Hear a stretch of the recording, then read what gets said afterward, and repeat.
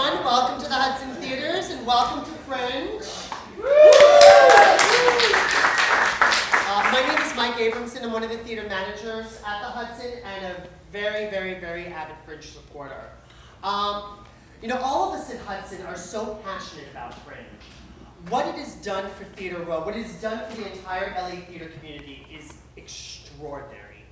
You know, for the month of June, this entire area comes alive with creativity, with camaraderie, with family, and it means so much to all of us. It means so much to all of us. I know for me personally, the one thing I love about Fringe is its sense of family. It's not about competing.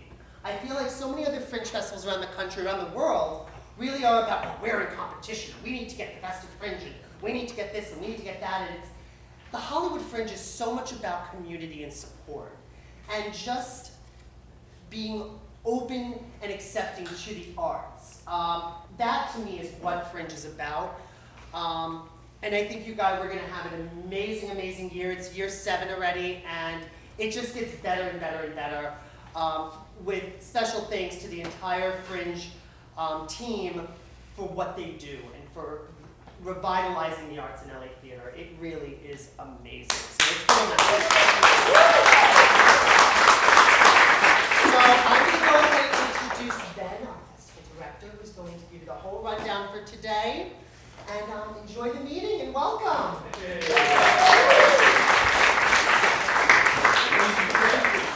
My name's to everyone. And thanks to Mike and all of the family at the Hudson Theatres for hosting us this fantastic, warm spring day. And thanks to all of you for joining us. And thanks to all of you at home for joining us. Everyone wave to our friends at home. Hi guys, sorry you couldn't be there. Bonjour, tak. Okay, what are we talking about today? Today we are talking about marketing your show. That's the topic. You will hear me give this one URL many times, because this is a relatively important URL for all of you right now. And that URL is hollywoodfringe.org/participants. It is plural. hollywoodfringe.org/participants. That is the participant packet for Hollywood Fringe 2016. Much of what I am covering today is covered in detail, along with contact information in that packet. So I will spare you, and sparing myself, giving phone numbers, email addresses, URLs, when I'm talking about the various opportunities that folks are providing through the Fringe, just so people don't stop and say, how did you spell that again? You've been there. So generally, check the participant packet. The specifics and any deal that I talk about today are in there. We are being live tweeted. Ellen right here, who's doing it on her cell phone, no less. Fair enough, all right. So we are on HFF16 and hashtag HFF Talks. Hashtag HFF Talks is new this year, and it allows you to have an historic documentation of the various events, community events / educational events that we're hosting this year. So if you go back and think, I know they're talking about this, I remember seeing a tweet, hashtag HFF Talks, it's there. And speaking of recording this, we are recording this for Fringe TV at youtube.com/Hollywood Fringe. You'll be able to see it. I'll also post it through all the socials. So for those of you, well, you folks already know this obviously because you're watching it. But for those of you in here, this will be available and recorded for future reference. So fantastic. After this, there's a mixer, a place to drink. It'll be 5 p.m. on a Saturday, perfectly reasonable time to start drinking, I might add. Over at 3 Clubs. 3 Clubs is at the corner of Santa Monica and Vine. It's also a Fringe venue, has been for a while. A wonderful place to stage a show, wonderful place to grab a drink during the Fringe and after this. Community, and all that sort of great stuff.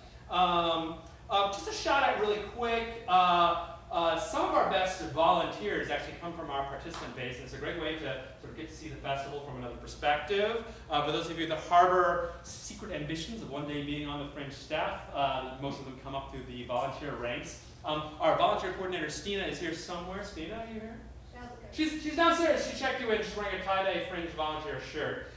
She'll be more than happy to talk to you about volunteers. And if you are, we have friends who are of college age. We also have an internship program, also geared towards learning about the business of putting on Performing Arts Festival and putting on theater, specifically in Los Angeles. If you go to hollywoodfringe.org/learn, no, hollywoodfringe.org/blog, there's a blog article on specific internships being offered this year. So for those of you of college age who have friends who might be college age, there you go. First of all, who here is a once or feature participant? I assume that is a lot of people in the room. Do we have any venues today? I saw a couple. We've got, oh yes, would you like to introduce yourself? Hi, I'm Joyce Cannondale. I'm at the Hudson Guild. Okay, there you go. This is Joyce with Hudson Guild, where we are right now. And we have up here, I know this guy. Yeah, Matthew Quinn and Bertha Rodriguez with Theater Asylum and Archive. Oh, She's deadly serious. Any other venues in the audience right now? Okay, so terrific. So FYI, there are still venue slots available. So if you are still looking for a venue space, or you have a friend who's looking for a venue space, there are slots available. I know my friends Monica Martin at the Complex Theatres would also like to give a shout out that they have some pretty good slots available. So if you're looking for a good time, Complex is still out there, Complex still has slots. Very well, I think that is all of the intro stuff. Mention that, mention that, mention that, mention that. Terrific. All right, moving straight on to key dates. These are the dates to know about as we move towards in the Fringe. The big one, April 1st. It's more than a Fool's Day. It's also the deadline for registrations, assuming you want to make the printed guide, and I assume that most people do, because people carry it around. It's like the Bible of the Fringe every year. So register by April 1st if you would like to obviously participate and make the Fringe guide. I'll give another email address. This is the big email address. If you're ever having problems, support@hollywoodfringe.org. We get back to you usually very, very quickly. Hopefully helpful. And we get quite a lot of volume, so we're constantly churning out emails. So if you ever have any questions at all about the process, if you have a problem, if you're still looking for a venue and having any trouble, support@hollywoodfringe.org. Supporting you from now all the way past settlement in the beginning of July. So there it is. So that's April 1st, first big date. Next big date, April 15th. Two things about April 15th that I want to talk to you about. Number one, April 15th is the deadline for Fringe Guide ads, an opportunity to show off your wonderful, lovely art in full color in the Fringe Guide. We'll talk about this a little bit. We talked about this last time too, at last town hall. As a part of your Fringe registration, you get a text-based listing in the Fringe Guide. You do not get any imagery, and of course, all of you are creating beautiful imagery that you put on your flyers. So this is your opportunity to get in the Fringe Guide in full color, beautiful art there as well. There are special rates for Fringe participants. They're approximately half price off. It is your opportunity to really make your show punch through in the Fringe Guide from a marketing perspective. So burn that into your brain. I'm sure you'll hear about it again, but April 15th. Second thing about April 15th, it is when your guide listings need to be locked down. And by guide listings, I mean your performance times, your title, your description, all the salient details that will go in the Fringe Guide. That needs to be locked down by April 15th. We take a snapshot of it on April 15th, and that's what goes in. Now, keynote, we do not spell check. Sometimes we think maybe you meant to misspell that word. So we do not spell check, we do not grammar check. So make sure you have multiple people looking at that, making sure it's good. You can see exactly how your guide listing is going to look by going to your project page, clicking on that admin button in the far right, and going to the guide listing tab. There we give you a little breakdown of exactly how that's going to look. You will receive multiple notifications from us between now and April 15th, but it never hurts to look. Once you've registered, then you will see what your guide listing will look like there. Project page, admin, click guide listings, and that's where you'll see it. So terrific, April 15th, those are the two things. April 25th, we have our third workshop, this one on final preparation and festival expectations. April 25th, workshop number 3, 8 to 10 at the Sacred Fools space in the Lillian Theatre. April 25th. May 1st, another very big day. Tickets go on sale for the entire Fringe Festival. So we give you approximately like a month plus, month and a week lead up to the beginning of the Fringe to sell pre-sales. That starts on May 1st. Tickets go on sale on the Hollywood Fringe app. Tickets go on sale on the Hollywood Fringe website. And the phone number is live as well. So key date, May 1st. Tickets go on sale. May 2nd, we have Town Hall 3, where unsurprisingly, the subject will be ticketing. We will talk quite a lot about ticketing and festival preparation. That's May 2nd at the Sacred Fools Theater, again in the Lillian space, from 8 to 10 p.m. And then on May 9th, we have our 4th workshop. For those of you that would like to learn more about teching your show, everything tech, that is the workshop for you. Even if you have teched a show before, gone through the production process before, there are some specifics that you need to bear in mind in a Fringe atmosphere when it comes to teching your show. Most of them are around thriftiness and speed and efficiency, but like that's actually a very valuable tech workshop, and I'd strongly recommend you do that. That's May 9th. Again, at the Sacred Fools in the Lillian Theater from 8 to 10 p.m. May 9th. Then, June 2nd through June 7th, we have our previews. We talked a little bit about previews at the first town hall, a little bit at the first couple of workshops. Previews are an important way to introduce the community to your show, to put butts in seats, get the press to come see your show, to start building buzz about your show. Previews are relatively important to the long-term prospects of your production. So that's June 2nd through 7th. That is the previews. And then on June 8th, my favorite day of the year, June 8th is the opening night party. It is the biggest celebration of Fringe of the year. It's a great time. None of you have performances on June 8th because we do not promote June 8th. June 8th is for party times, for a little break, a little calm before the storm. The party's at Fringe Central / the Dragonfly right down the road here. It's a blast. It gets a little busy. 600 people approximately show up. 600 to 800 people show up every year. It's a lot of fun. Cheap drinks, good music, some fun walk-around stuff, a lot of community, a lot of friendly faces. We've talked about this a lot. We've talked about this whole concept of community, and that is really a font from which ticket sales are born. So, like getting to know people, like seeing other people's shows, shaking people's hands, being friendly, not being a jerk, all these things that we've been talking about are very important. And going to these events, meeting people, and the veterans will tell you this too, and have at the workshop, is that it's about community, it's about meeting people, it's about leveraging that base that the Hollywood Fringe gives you from a community perspective.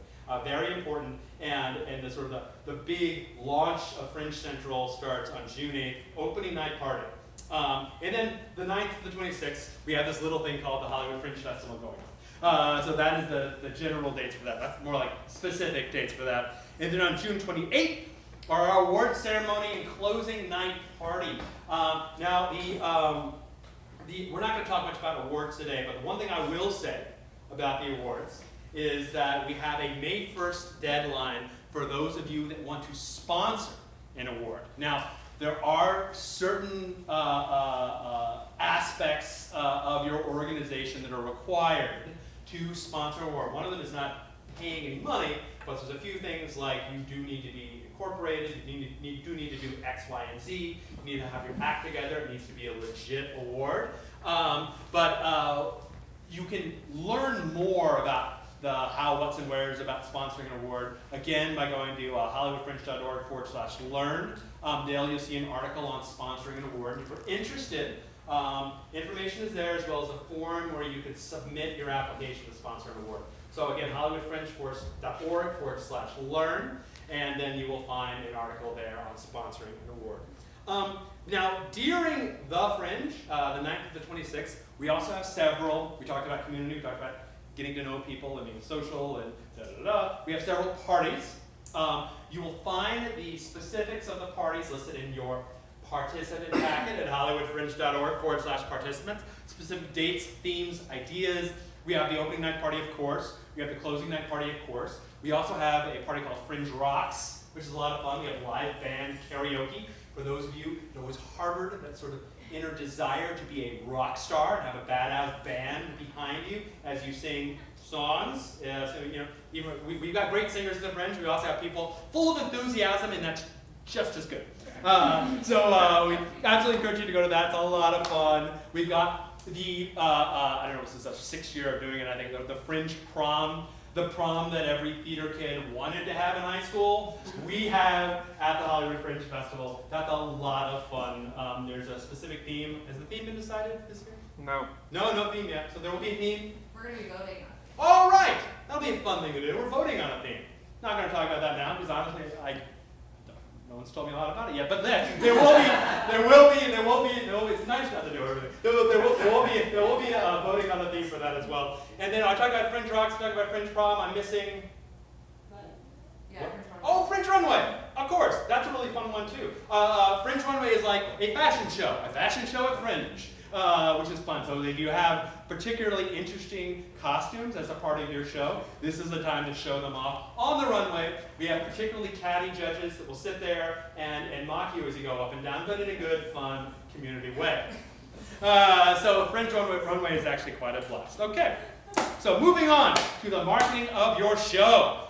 First thing, I want to really quickly let you know what we do from the perspective of marketing the whole shebang. We always have the printed guide, gorgeous guide. It's getting thicker and broader every year. Published and brought by our friend Peter Finlayson from the Footlights Group, our Fringe Guide sponsor since the very beginning. Hi, Peter. You're going to hear from him in a little bit. Gorgeous, wonderful. You're all going to be in it. It's going to be fantastic. That's the Fringe Guide. That takes up quite a work. Obviously, our website, hollywoodfringe.org. We get over 1 million hits during the festival every year. So we get quite a lot of traffic. So in any way you can leverage the site, you can be sending people to the site, as well as getting online ads on the site. This is a way people learn about what's at the Fringe. This is where they buy tickets to the Fringe.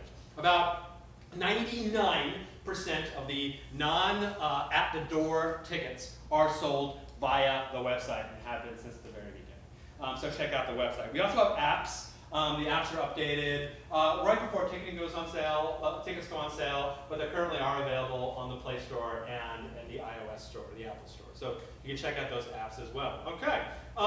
We also have a new thing this year. We have mini billboards. They're going to be all over the place, courtesy of our sponsor at Outfront.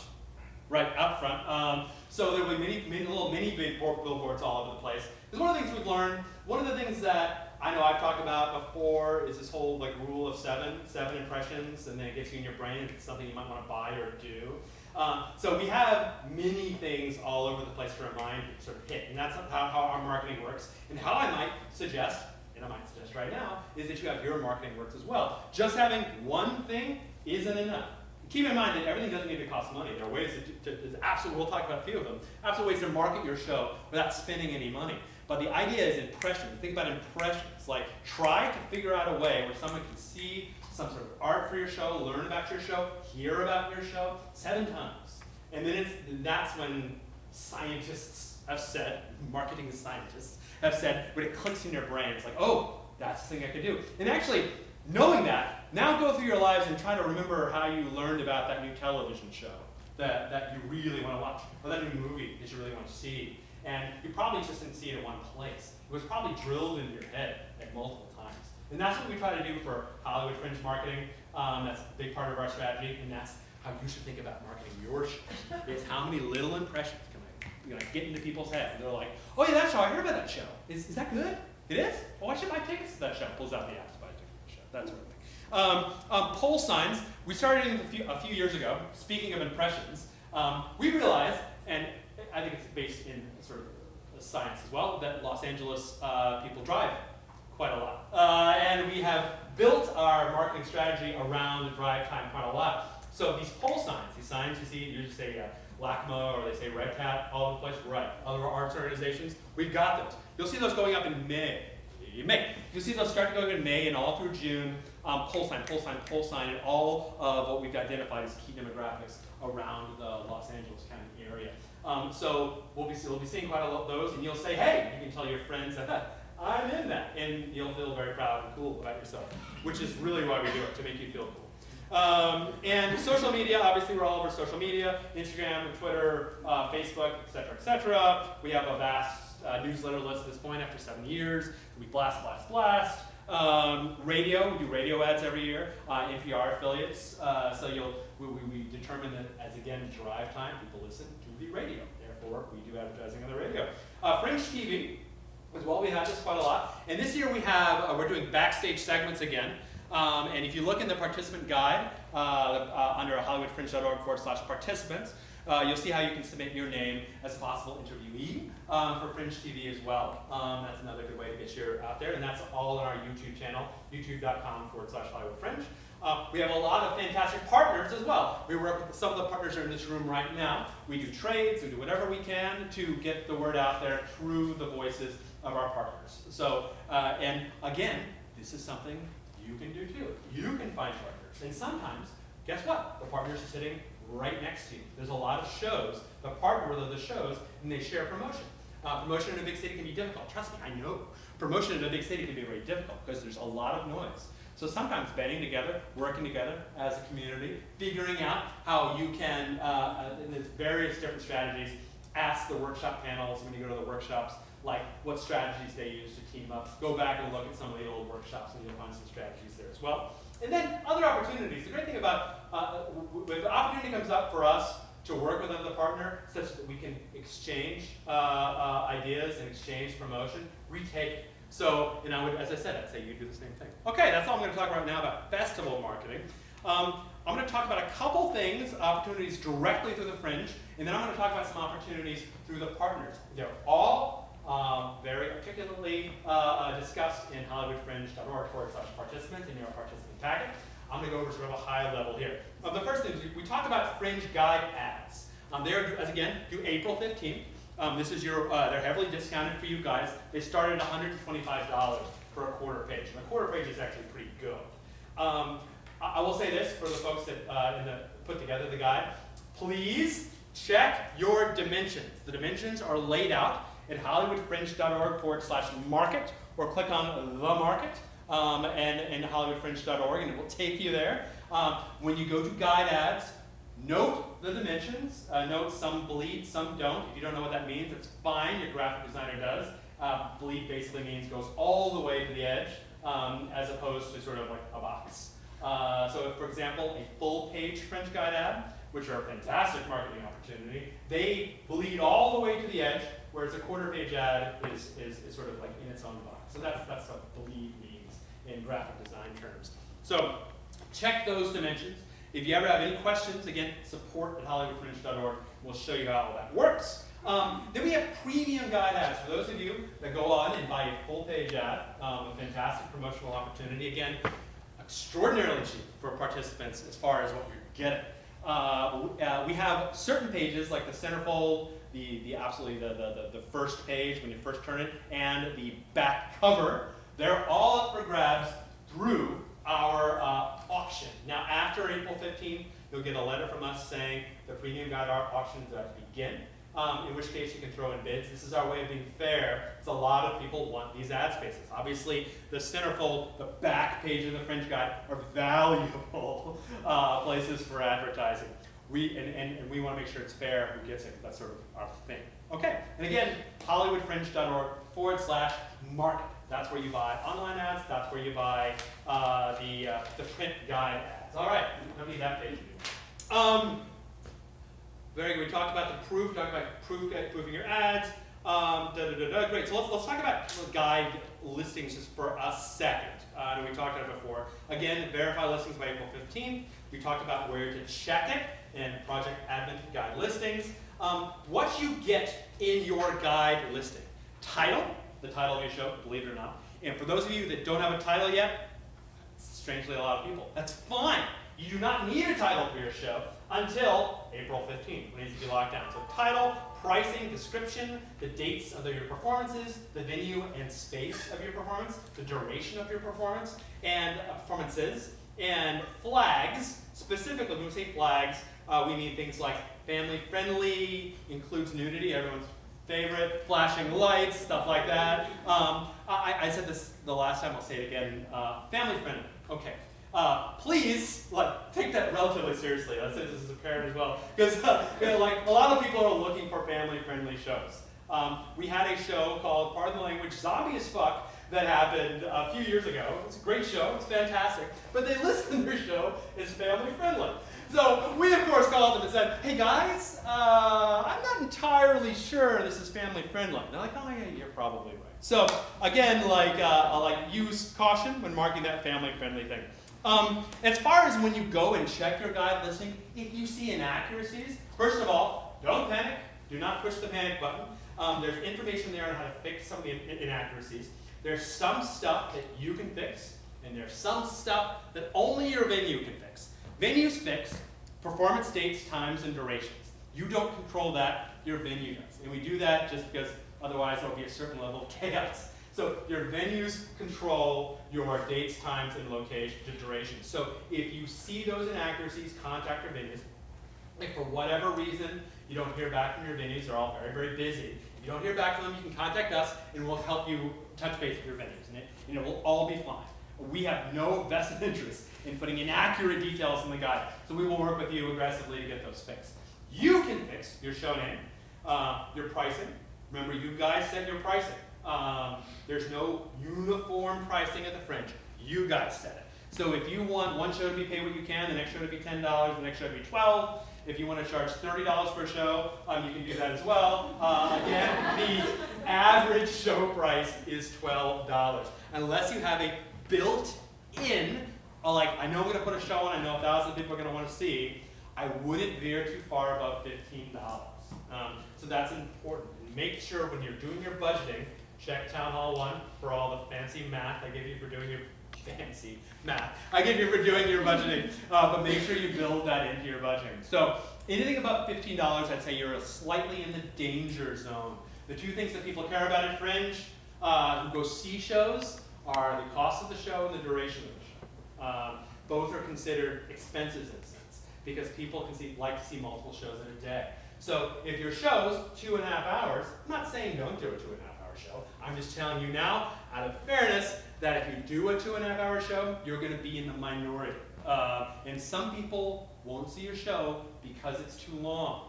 So that's something to keep in mind. The average show, 60 to 90 minutes. Matt, is that what you see too? 60 to 90 minutes.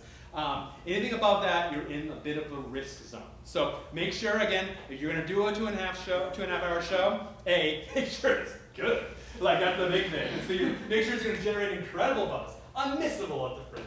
Or make sure that you already have a built-in audience that is used to seeing you guys on stage for 2.5 hours. So just be aware.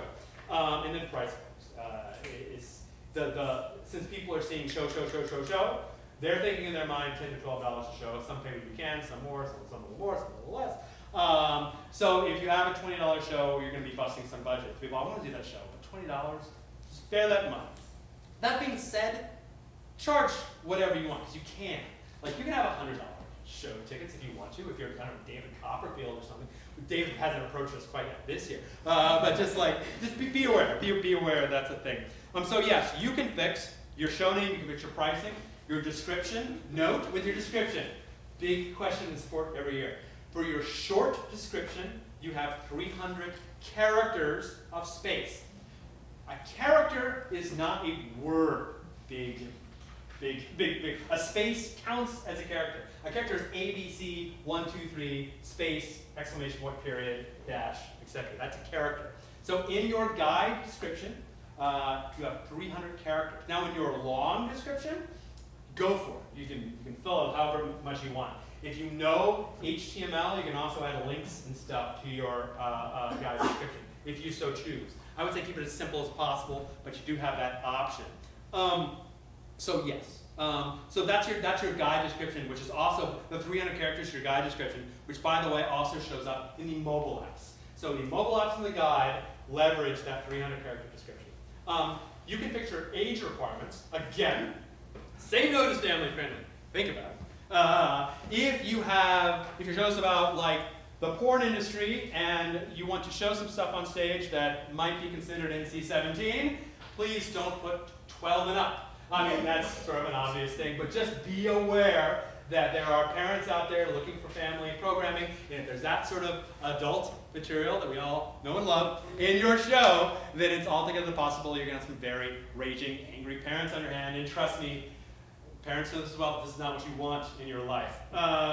And you can change your flags too. So if you think that you want to add family friendly, remove it, add flashing lights, remove it, etc., you have the power to change all those when you edit your project and your admin screen. So that's the guidance.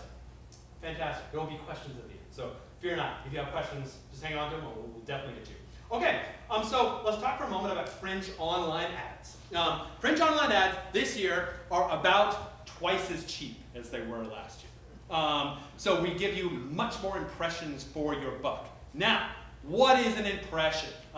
When you go to hollywoodfringe.org/market and you buy online ads on the website, it's sold by the number of impressions.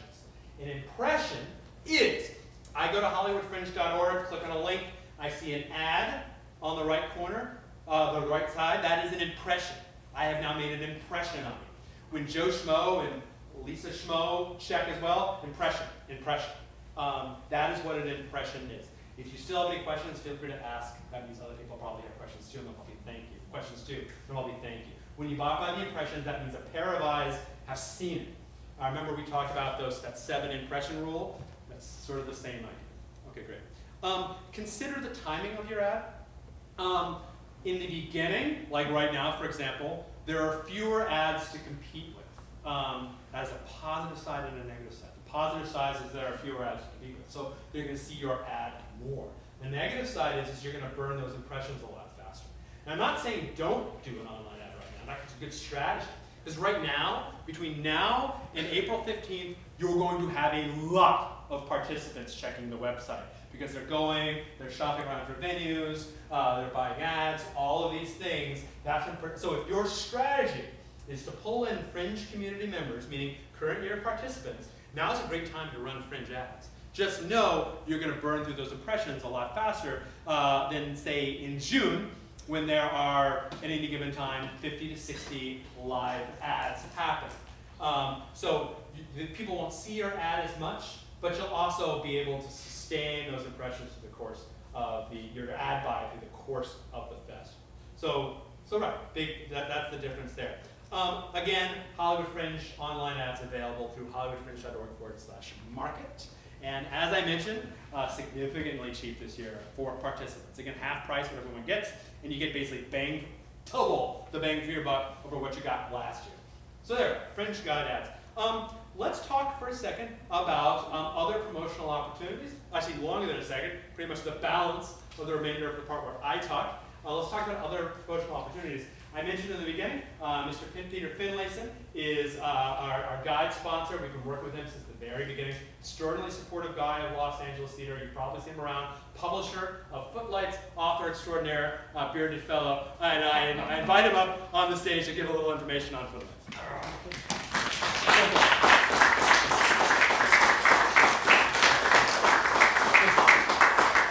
Thanks, guys.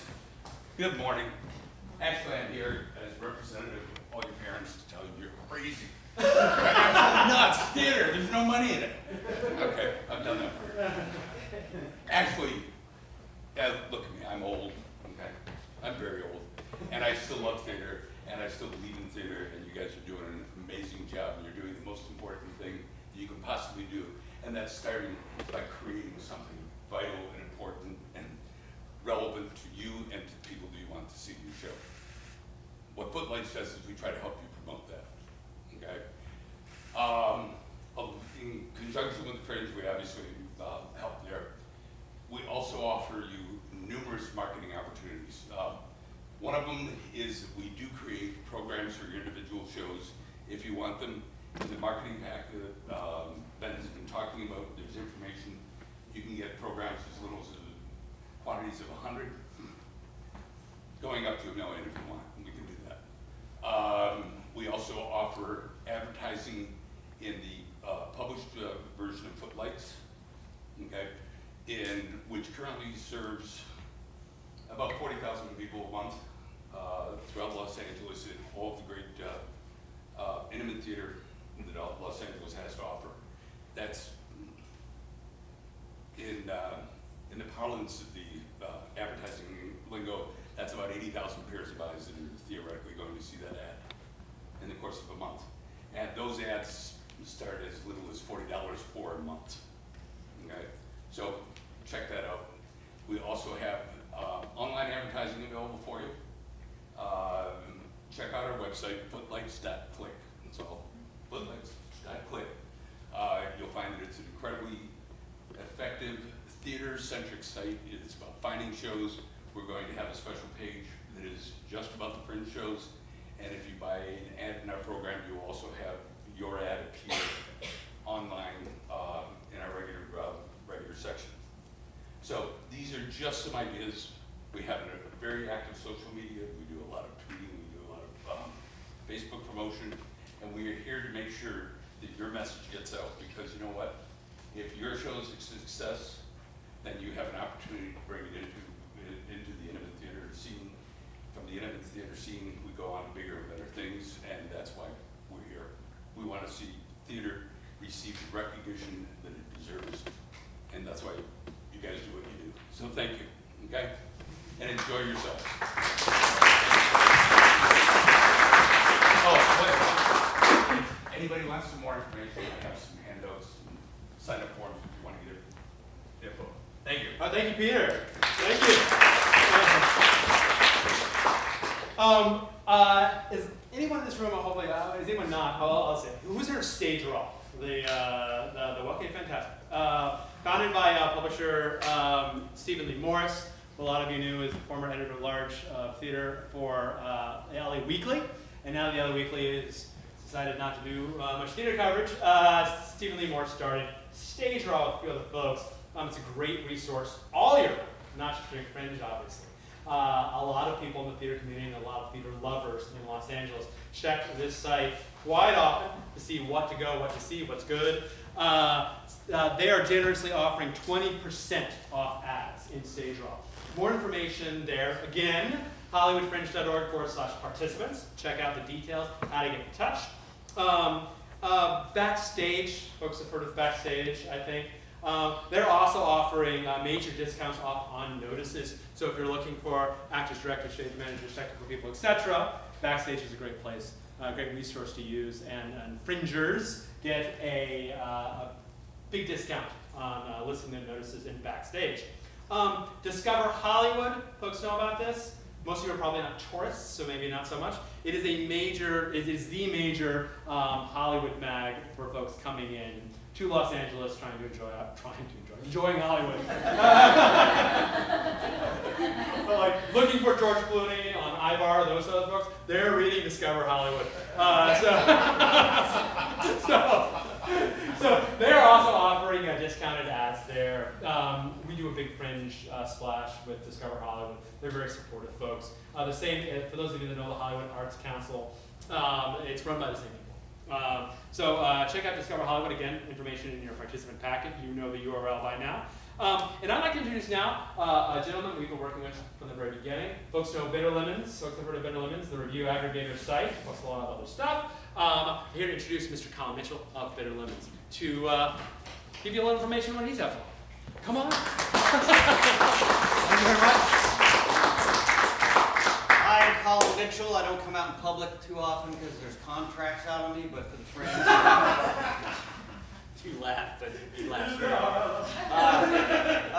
Yeah, Bitter Lemons. I'm Colin Mitchell. I'm the co-founder and editor-in-chief of Bitter Lemons. Been around for a while. Best read theater site in Los Angeles. Been friends with the Fringe for the whole run, and we offer a whole bunch of things during the Fringe. We have a really big audience, usually like doubles or triples during the Fringe, so there's a lot of prominence there. We offer discounted reviews, discounted ads, some big premium packages. We offer teaser trailer prominence on the site. We have a lot of people running around, seeing a lot of shows and writing about them. You can list your show there.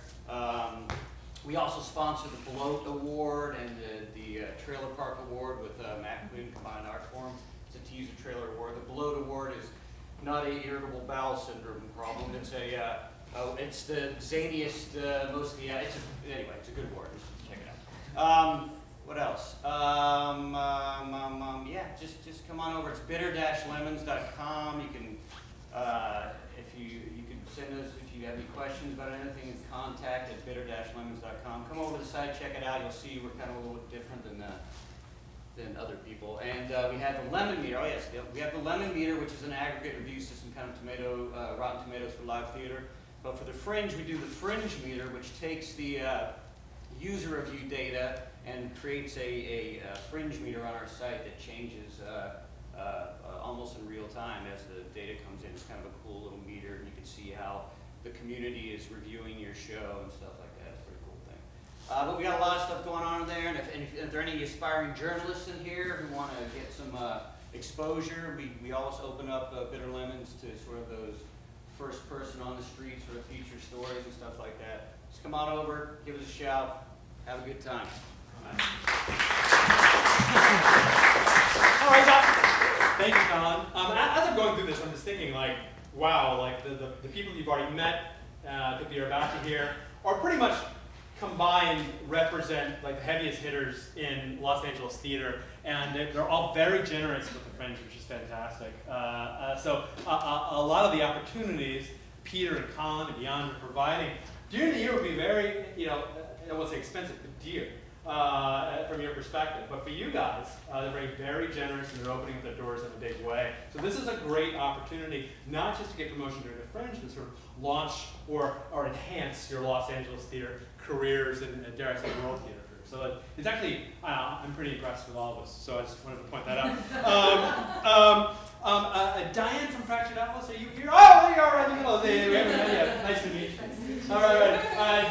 Fractured Atlas is a fantastic new partner that's here. She's going to give you a little information on what they have done. Hi, everybody. Are there any Fractured Atlas members here? Anybody? No. Oh, what? Hi, how are you? So for those of you that are not familiar with Fractured Atlas, we are a nonprofit arts and technology company, and we help artists and organizations by providing business tools to them. We have 4 core programs that I just wanted to tell you briefly about. One of them is a fiscal sponsorship program. So this enables you to borrow our nonprofit status to fundraise. So what that means is if you are doing an Indiegogo campaign and you want to incentivize your donors to give more, we can issue tax receipts to your donors on Indiegogo. If you want to apply for grants that only a nonprofit can apply for, you can apply through us, and we'll give you access to nonprofit grants that typically only a 501c3 can get. The deadline for applying for fiscal sponsorship is the last day of the month. So if you wanted to do some fundraising in April, you could be up and running pretty quickly. We also have an insurance program. Our insurance program gives you access to business insurance. So if you are renting a venue that is requiring that you have liability insurance, we can help you get that. Our role is that we negotiate the rates ahead of time with a number of insurance companies. And our ultimate goal is to make sure that you are buying the least amount of insurance that you need in order to get covered. If you need general liability, if you need equipment coverage, if you are starting a nonprofit and you need officers and directors insurance, we can help you get that. And then if you have any claims that are filed during the time that you have the policy, we actually manage the claims for you. We also have a program called Space Finder. Space Finder is an online marketplace to search for space. So if you are looking for rehearsal space or even potentially a venue, you can search on Space Finder LA, and there are tons of spaces out there. Or if you have a space that you want to list on there, you can do that as well. And lastly, we have a program called Artfully. Artfully is a ticketing software and a customer management software. So if you are trying to track your audience, if you're trying to track your donors, you want to do that all in one place, Artfully is a free customer service management software for you to do that. It links with MailChimp, so you can easily export all of your contacts into MailChimp to blast out information to them about upcoming events and things like that. Fractured Atlas is a national organization. We serve artists in all disciplines at all stages in their careers. So even outside of the Fringe, if you wanted to use any of our services, you're welcome to do that. We are based in New York, but I'm temporarily stationed in Los Angeles and trying to convince Fractured Atlas to open an office here, so hopefully that will be happening in the next year. And if you'd like to try out our programs and services, we are forming a partnership currently with the Hollywood Fringe. I actually don't know if we've signed the agreement yet. We have, great, awesome. So you guys get 1 free year of membership to Fractured Atlas. Typically it is either $10 or $20 a month. So you get 1 free year, and after that it's 50% off. So there is a landing page on our website that will be in the participant package, so you can go directly to the site and sign up and try things out. If anybody has any questions, I can be reached at support@fracturedatlas.org, and I'll be around a little bit afterwards if anybody wants to chat. Thank you, Diane.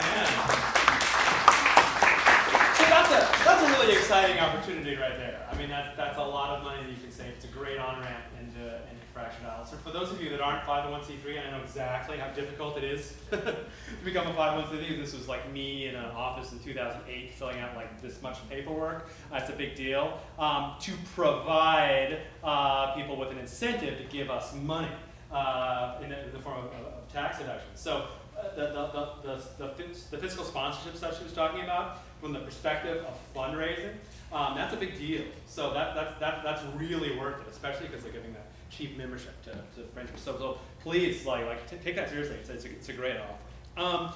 Are there any female playwrights in the crowd or people in shows with a female playwright?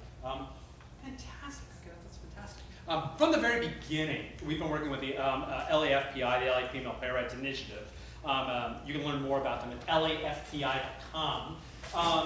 They're really interested in partnering with shows written by female playwrights and to arrange ad exchanges and additional promotions. So there's absolutely no reason, if you're in a show, if you're a female playwright in a show written by a woman, then I strongly suggest reaching out to them to see what sort of deals that you can come up with there. And that's also a great opportunity. Are any shows LGBTQ type themes? Fantastic, fantastic, fantastic. We're partnering with the city of West Hollywood this year, for the first time ever. It's a great partnership. We announced this a few weeks ago. The conceit of the program that we put together with the city of West Hollywood is that they have a fantastic festival that happens to happen approximately the same time around Pride Week,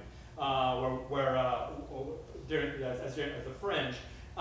If you have a show with LGBTQ themes, you can book a performance for the Hollywood Fringe in the city of West Hollywood. You can go to hollywoodfringe.org/WeHo. If you do this, you will also get immediate membership into that festival, into the One City, One Pride Festival, as well as the Hollywood Fringe Festival. And if you book a show in West Hollywood, there's a very good chance that you will have your entire registration fee refunded through a grant that the city of West Hollywood is giving us. So that will save you $250. If you go to hollywoodfringe.org/WeHo, we have 3 venues listed right now that you can book a show at. Even just one performance will qualify you for this, and potentially saving you $250 in registration. So consider that. You still have time. I know there are still slots available in WeHo. It doesn't need to be in one of those 3 venues. It's anywhere with a West Hollywood address. And there's actually a document at hollywoodfringe.org/WeHo that gives street-by-street address numbers of what's considered West Hollywood. For those of us that lived in the area for a while, I don't know when Hollywood begins and West Hollywood begins and Culver City. But yeah, so that's specific. I only know exactly where West Hollywood is. So consider that about booking an additional performance or booking your whole show in West Hollywood. You can. If you do book your whole show in West Hollywood, we still recommend that you book one closer to Central Hollywood, just so you can benefit from the community, for sure. But that option is available to you, and it's up to you. So check that out. LA Stage is another big heavyweight in Los Angeles. Recently, it's gone through a management change. Stephen Lee Morris is the executive director now. The aforementioned Stage Raw, LA Weekly, Stephen Lee Morris. They're offering deep discounts on rehearsal space. Now, assuming that all of you will be rehearsing your shows, which I'd recommend before the Fringe, strongly. And sometimes it's hard to find a good rehearsal space. Well, LA Stage has specific spaces they'll give to Fringers at a deeply discounted fee, as well as prop costume set rental and deeply discounted advertising through LA Stage. So if you're looking for rehearsal space, if you're looking for production elements in your show, if you're looking for ad exchanges, go ahead and contact LA Stage. Information in your participant packet at everyone at once, hollywoodfringe.org/participants pack. If you leave one thing today, it's that URL. Very good. Cindy Marie Jenkins, longtime Fringe supporter. She's done a lot of stuff. She's a self-professed outreach nerd. She is hosting a See It or Skip It LA podcast So for those of you that are interested in being interviewed, featured in the podcast, you can reach out to her. You can add that to your press list, which we'll talk about in a second. So that information is in the participant packet, the aforementioned participant packet. I'm going to mention a few photographers and videographers. I think we're giving you a lot of options this year. The names I'm mentioning all have very different styles. We're all very familiar with all of them. Most of them, if not all of them, have worked with the Fringe in one respect or another, and we're very familiar with their work. So they've been highly vetted, very quality people as well as artists, and they will help you. Like, if there's one thing you get out of the Fringe, right, it's these artifacts. But like these assets that you can take out of it, that like in pictures, in video, anything you can use for future promotion is a very big deal. So if you're not going to use one of these guys, and I recommend you do because they're giving you great rates, but even if you're not, like, make sure you take pictures of your shows because this is a big deal. Everyone remembers photo calls, and this is, or does them all the time. This is your photo call. So I'm going to mention a few of them. Again, the specifics and the contact information is listed in your participant packet. We have Sam Atkin, who's a photographer. Nathaniel Beaver is a videographer. He's actually our editor for Fringe TV, so very deeply entrenched within the Fringe world. If you're looking for videography type work, we call him Beaver, and you should too. We'll give you a fantastic deal on that. Kyle Brown, a fantastic photographer. The inestimable Matt Kamanura up here. Hi, Matt. Matt, who has actually done quite a lot of work with us. He's been in all of our events. He has a whole host of things that he'd be able to offer you. And I think everyone should have gotten a raffle ticket for a free session with Matt. And then also know Matt will be doing my headshot. That's how much I trust him. He's doing my headshot. Right before the Q&A, we'll announce the lucky winner for Matt. But Matt is also providing his services for Fringers. Annie Lesser is a very arty photography, right? It's a lot of concert.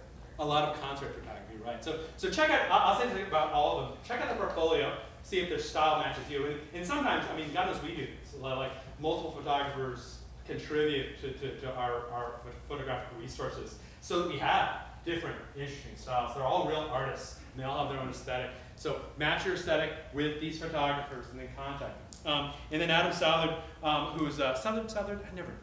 That's Southard. Now Matt, how much do I trust Adam Southard? He did my family photography. So it's like the grandparent photography was through Adam. So that's how much I trust him. So also a fantastic photographer. So yeah, check out your participant packets. Everyone knows the URL, and check out those guys. Book them early, because I'm sure there's going to come a time when these guys are going to be like, there's not enough hours in the day.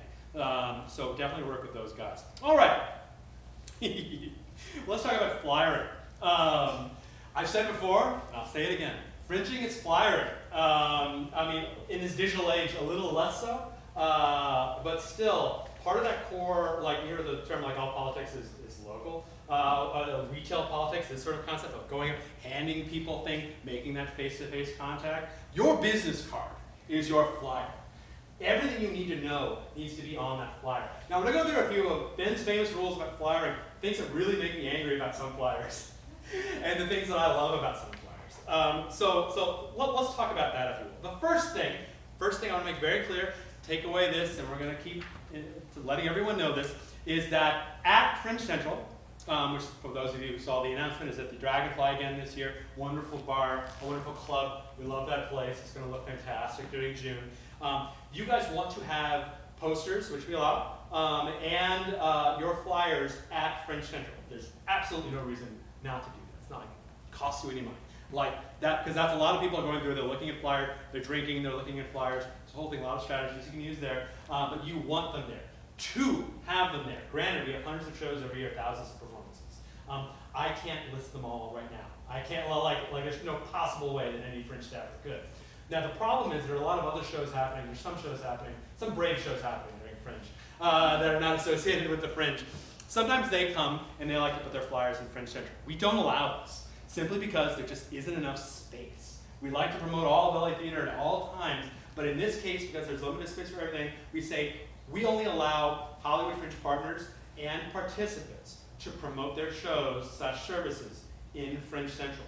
Now, the only way we're going to know that you're definitely a Fringe show is that you put the Hollywood Fringe logo on your flyers. And we're not doing this just to be jerks. There's actual reasons for this. The one is the one I just mentioned. The other is this idea called the Fringe effect, which is you bring your audiences, people learn it's a Hollywood Fringe show, they learn about the Hollywood Fringe, they see other shows. We all benefit from this. This is how people benefit, by audiences coming in, learning about others through a particular show, learning about other shows, and then seeing those, therefore expanding their brand, new opportunities to see their work, and of course bringing the audience out of the Fringe and taking it through the rest of your careers. So you can download the Hollywood Fringe logos at hollywoodfringe.org/branding. hollywoodfringe.org/branding. We provide you with a JPEG version to use and an EPS version to use. Now, a lot of you are saying, what the hell is an EPS? You don't need to know. Your graphic designer does. EPS is the best. It's loved by publishers and printers because it can go big, small, rectangular, It's much more flexible file format. If you have no idea what an EPS is and you don't have a professional graphic designer working with you or an amateur one, then use the JPEG. It's fine. It's better than nothing. But you do need that logo on your flyers. Now, some of you might be saying, oh, crap, I already printed my flyer. So first of all, good on you for already printing your flyer. And second of all, what we suggest to do is print really cheap stickers with the Hollywood Fringe logo and putting them on there. So don't say I didn't tell you. Because what we do when we see a flyer without the Hollywood Fringe logo is that it is filed in the recycling bin. So we don't want to go through your flyers, and we want them to go out and we're going to put them to good use. But please remember that rule. We need your logo on your flyer. So that's the one boring thing I'll say. Now, the first time I produced the show, I created a beautiful flyer, 2 sides, and all the things I'm going to talk about. But I decided to use white text on a gray background on the side. Guess what? That is not legible, guys. And I would also not recommend doing white text on a black background either, but nonetheless, think about legibility first. Think about, you have certain information you want to project in your flyers. Think about legibility. So just number one, everyone likes a really fancy design, but also remember the point of the flyers is you're pushing information out there and they need to be able to read it, not strain their eyes and get headaches while reading it. So yeah, be legible. The other one is be creative, right? I'm not saying you have to rework the flyer rules, but let's say you have a show that takes place in a bar. We've had this. We've had those taking place in a bar, really figuratively and actually. Think about, well, that's interesting. I could use a coaster as my flyer. That's a great example. We have a magician who's on the board right now. He did a lot of shows from the beginning. Whenever he does a show, he does card tricks. So his flyer is a card. It tells you something about the show without telling you something about the show. That's telling you explicitly. It's implicitly telling you. And it's saying, oh, you're the guy with the card flyer, right? Amongst 300 flyers, types of flyers that can be floating around during the Fringe, you have that one flyer that stands out. So think about creative. Now, I'm sure you're creative people, your creative juices are working right now, and I'd say let them continue to work when you're talking about flyers. Interesting flyers that project about the show is implicitly is a good strategy. Include obvious, some of the obvious stuff. Include the what, why, and where, right? What is it? Why should I go see it? And where is it? Not only throw up, what the hell? When.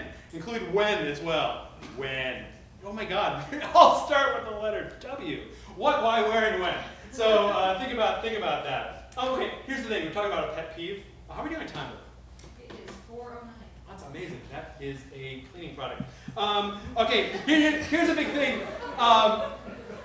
Folks, this is dry information. Normally, for those of you in the tunnel, this is the hashtag shit Ben Hill says things when I say crazy things about dinosaurs landing on the stage and eating up and da-da-da. I haven't said a lot of it because I got to get to this information. Don't worry. Ship and Hill says we'll be back and alive in the 3rd town hall. I gotta get this information out. But anyway, okay, think about quality too. Okay, think about quality. Here's the thing that drives me insane, and it will drive me insane. Please don't do this. 2 sides. 2 sides. Don't do a one-sided flyer. Every year there's a one-sided flyer. It's modestly more expensive to do 2 sides. When I see a one-sided flyer, I think, well, clearly, is this what I have to expect at the show? I mean, Fringe and beyond. Do a 2-sided flyer, please. And also, if you are doing a traditional flyer, use cardstock. Don't go in your printer and print an 8.5 by 11 sheet of copy paper. Every year, an 8.5 11 sheet of copy paper. That is not a flyer, that is a piece of paper. And by the way, it can get a little hot during June. It has been known to before in Los Angeles. Guess what happens to those flyers when they're sitting on my beautiful table in Fringe Central? Curl up, and they look really awful, and I have to stare at them all day. So please, don't use an 8.5. Use cardstock. Like Peter knows what I'm talking about, the other guys know what I'm talking about. When you go talking about flyers, cardstock. Okay, thank you. We're going to talk a bit about etiquette. Okay, this is fun stuff. Okay, this isn't fun. What I'm about to say is fun. This is a cardinal Fringe violation. This will get you a red card. So don't do this. Do not see sports analogy. The rare sports analogy. Do not. Did I use that right? Red card. What sport? Yes. Okay, thank you very much. That's soccer. Very good. Do not walk into Fringe Central or Complex or any of the Asylum venues, or Sugar Fools, any of these other venues, and put a big stack of your flyers on top of the table, on top of a bunch of others. I will recycle those with impunity if I see that, because it's showing disrespect for all of your other fellow. It's being a jerk. You're showing disrespect for other people. You're covering other people's promotion. If you run into a problem where you're like, there's simply no space, talk to the venue. Talk to someone at Fringe Central. We will find a good spot for you. Do not. You can tell I'm upset. I'm getting myself upset. Do not put them on top of other flyers. It's cruel. Here's another. Speaking about a little story, quick story. Talking about like grabbing other people's audiences. There's sometimes when it's good, sometimes it's bad.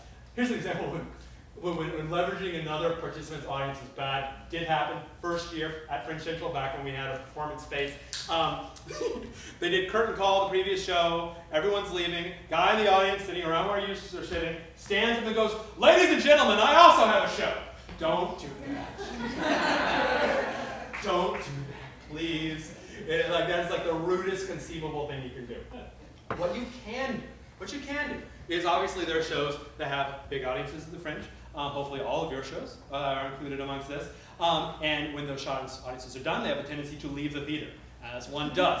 And as they're leaving the theater, there's a bunch of people who clearly are interested in seeing theater. You know this because they just saw theater. So you know that they're interested in that. And you might think, this is an amazing bunch of people to flyer. And you'd be correct. Except, you must ask permission of the producers. Do not hijack another participants group's audience without asking permission of the producers or the venue. The venue might hook you up with the producers. So perfectly acceptable, wonderful, good strategy to do, but do it with respect. That's all I'll say. Okay, great. I'm going to talk a little bit about a couple of other options. Peter, are you doing flyers? Would you do flyers? If Yes. Peter will do flyers for you as well. So talk to Peter. We actually have Peter's packets at hollywoodfringe.org/footlights to see extraordinary amount of information for Peter. He will also do your flyers as well. We've also been working with Arnold the Printer. I think his last name is the Printer, by the way. Arnold the Printer, because nobody knows his last name. He does great deals on flyers too. If you check your participant packet, you'll see it there. Posters, flyers, the whole thing. Remember, at Fringe Central, we will let you hang at least one. Probably not more, but at least one poster up there as well. So if you want to print posters, there's at least one place for you to do it. A note also about flyer placement. We talked about Fringe Central is a good place as well. Venues have different rules about flyer posting. So some venues will allow all shows in the world to put flyers. Some venues will allow only Fringe shows. Some venues will only allow Fringe shows at their venue. And what's the key takeaway here? Ask the venue. Don't assume that just because it's a Fringe venue that you can put your flyers there. Don't assume that. And don't come to me afterwards and say it's very unfringy for them not to be able to do that. They're dealing with space issues, just as we're dealing with space issues. They're not being jerks. They're dealing with space issues in the places where you can put it. So if you want to put a flyer in a participating venue, ask the venue. And if there's no space, again, don't put it on top. Ask the venue. They will help you find a place to put it. Okay, great. So I mentioned Arnold the Printer for flyers. I mentioned Footlights for programs, and Peter mentioned that as well, for programs, and I'll put flyers for you. Additionally, okay, so you just printed X amount of flyers. FYI, the average Fringe print for flyers is 1,000. Up or down, depending on your strategy, of course. That's, if people ask me what the average print amount is, that's usually what I've been told by participants. Now, the key now is, how do I get those flyers out into the world? And as someone who has been in a car driving around Hollywood, dropping things off at various theaters and bookstores and the whole thing, I can attest what a huge pain in the ass it is. Distribution is a huge pain in the ass. So we're giving you an opportunity. It's actually pretty cheap for $90. Larry Bloom will distribute 1,000 flyers for you. We've been working with him for a while. He has a super secretive list of places he puts them, but he does get them out there for you. So information on Larry Bloom is in the participant pack at HollywoodFringe.org for those participants. We'll get information on how to do that as well. We've been working with him for a while. He does guide distribution for us as well, so obviously we trust him. Okay, that's all I'm going to say about flyers. Remember, fringing is flyering. Be respectful. $1,000 the average print. Use it as a business card. It's a great way to start conversation. You should. That's flyers. Flyers. $1,000. No, thank you. It's not 1,000. It's not 1,000. Q&A to the end. Come on. Just kidding. Thank you for that catch. It's not 1,000. And here's another thing. Always have flyers on you. Experienced producers will tell you this. Always have flyers on you. As if you're at business cards. If you need to create a little satchel for yourself, then do that. But you always need to have flyers on you because you never know when an opportunity. Remember, retail politics there. You're going down, you're meeting people. This is how phenomenon started. They start at a small level. You might think it's a waste of time to talk to like just one person. It's not, because these things blossom and bloom. I talked about Malcolm Gladwell's The Tipping Point in previous events. It's spun my mind around on the phenomena, the sort of the intricacies of a phenomenon, how they work. There's a great chapter on how Doc Martin suddenly became, these ugly ass shoes suddenly became so popular, stuff like that. Like, right, sorry for this Doc Martin words. But like, read that book. It's actually it's really short. It's really some great ideas of the anatomy of a phenomenon. So check that out. And it's the whole 7 rules in there as well, et cetera, et cetera. So anyway, great. Okay, we talked about flyers for a while. We're going to move on. Educational events, new type of registration this year. Previously, we've only had the, basically your $250, $175, $250, $175, $175. $250 for the paid multi-performance show, $175 for a one-off show, $175 for a string of performances that are free. Those were the traditional Hollywood Fringe registration types. We've added a couple new ones this year. Exciting stuff. Because we want to pump up service to community, educating artists, educating general arts lovers.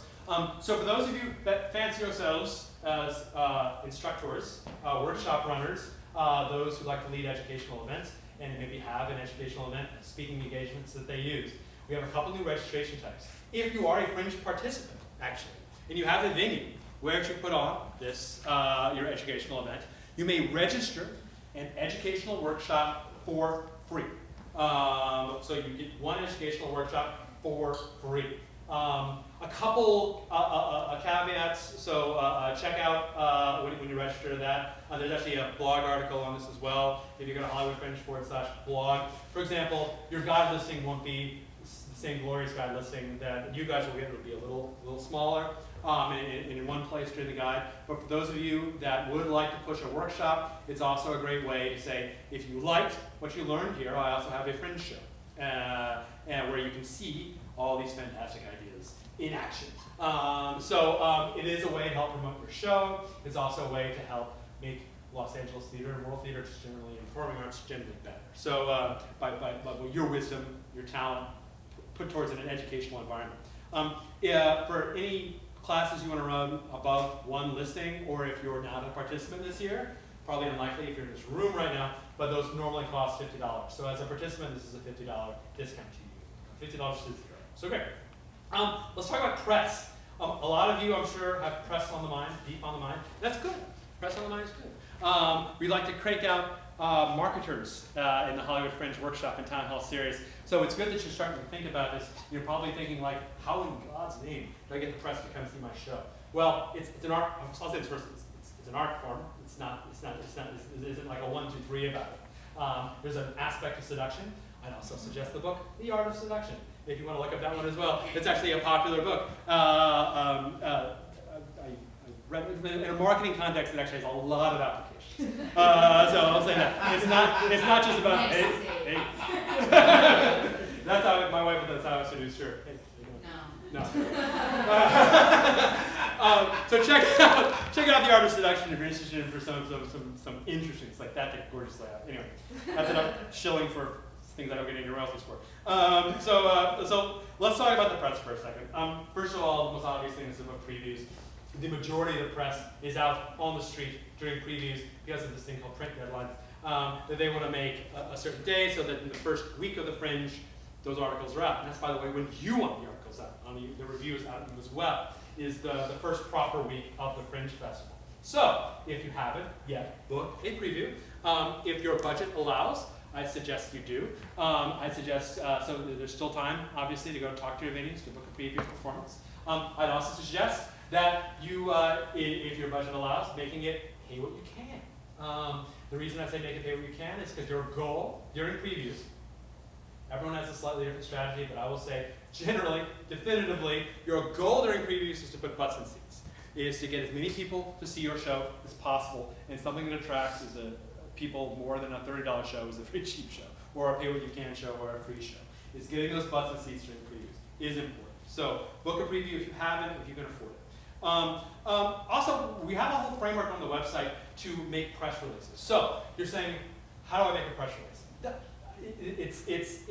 We put some, if you check out the website, if you go to hollywoodfringe.org/learn, there's an article called Press Awareness, and we give you some strategies in there on how to make a great press release. Also, if you check the participant packet, there's a lot of information there on seducing the press and how to do that. And by the way, in the process of capitalist history, there's got to be at least 3 quadrillion, it's a real number, press releases that have been created mostly by press professionals. So there's lots of templates out there. One thing I will say about press releases, and I'll refer you to what we have documented up to there, is there's a way to do it and there's a way not to do it.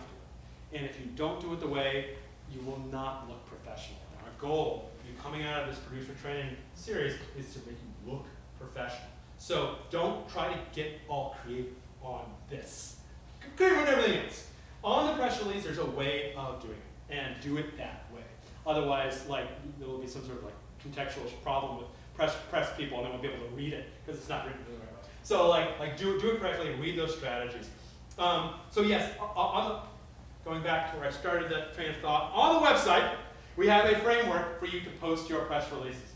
If you go to your project page, and everyone knows they have a project page by now, you also, by the way, have a short URL to that project page, HFF16.org/your project number. That is your short URL, good for Twitter and on and on and on. If you go to that site, you will see a tab that says Press. Click on that tab, it says Press, and if you are logged in, thank you, I just saved you a support ticket. If you are logged in, you can click how many times? Like, are you logged in? Oh, okay, there you go. Click, you do see different things when you're logged in, when you're not logged in. Including, I know I'm going on tangents, including pricing on things in the market. So if you're logged in and you say, what has Ben talking about? I don't see a $125 guide ad. Get registered, log in, and then you will see the discounts. But you need to be registered and you need to be logged in. Okay, glad we covered that. Okay, going back here. Okay, you're on your project page, you go to the press tab, you can add a press release. That press release will go into hollywoodfringe.org/press, which is like a blog-like filterable list of press releases. There are a lot, journalists, bloggers, everyone we certify as press, which are many folk, that only see shows that have a press release posted in hollywoodfringe.org/press. So, think about your press release, do the research, write your press release, send it out, post it on the website, and hopefully press will flock to your show. One last tip I'll say about press releases is that this is a big mistake I made when I first put together a press release. Send it inline when you're sending it electronically. Don't attach a PDF. They won't open it. Press people are lazy. Sorry. Press people are lazy. They will not open a PDF. Put it inline in the email. By inline, I mean like type it like you would a regular email, copy and paste, format it however you like, but do not attach a PDF. No one will open it. I say that definitively. Terrific. Other strategies for press.